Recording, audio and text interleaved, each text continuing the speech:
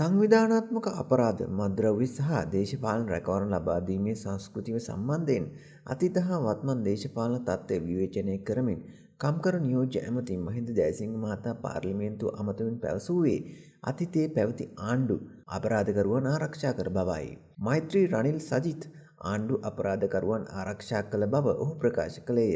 ගෝඨාභය රාජපක්ෂ ආණ්ඩුවත් අපරාධකරුවනුත් ආරක්ෂා කළ බවද ඔහු සඳහන් කළේය. වර්තමාන ජාතික ජනබලවේග ආණ්ඩුව කිසිදු අපරාධකරුවෙක් ආරක්ෂා නොකරන බවද මහින්ද ජයතිස්ස මහතා අවධාරණය කරයි.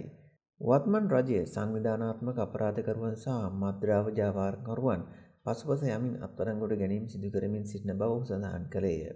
නියෝජ්‍ය ඇමතිවරයා පොහොට්ටුව පක්ෂව සම්බන්ධ පුද්ගලයන් කිහිප දෙනෙකු නම් කරමින් ඔවුන් සංවිධානාත්මක අපරාධකරුවන් බවට යෝජනා කළේය. ඔහු සිහිපත් කළේ තංගල්ල පොහොට්ටුවේ සභාපතිවරයෙකු විසින් සුදු ජාතික ඝාතන කිරීමේ සිදුවීමකි. මෙම ඝාතනය සිදුවූයේ අදාළ සුදු ජාතිකයා තම බිරිඳ වන වික්ටෝරියා ඇලෙක්සැන්ඩ්‍රාව දූෂණය කිරීමට යාම වළක්වීමට විරුද්ධ වීම හේතුවෙනි. මෙහිදී ඔහු එම සභාපතිවරයා මේ නාමල්ලාගේ ගෝලයා ලෙස හඳුන්වමින් ඔහු අදටත් වසර 20ක් දඬුවම් විඳින බවද කියා පැවසීය. සංවිධානාත්මක අපරාධකරුවන් ලෙස නම් කළ පොහොට්ටු සම්බන්ධ පුද්ගලයන් අතර පී.එල්. මනම්පේරි, සම්පත් මනම්පේරි සහ පාක්ෂික වන බැකෝ සමන්ද වෙති. ඔහු චෝදනා කළේ මෙම පුද්ගලයන්ට පොහොට්ටුවේ නායකත්වය දෙන බවයි.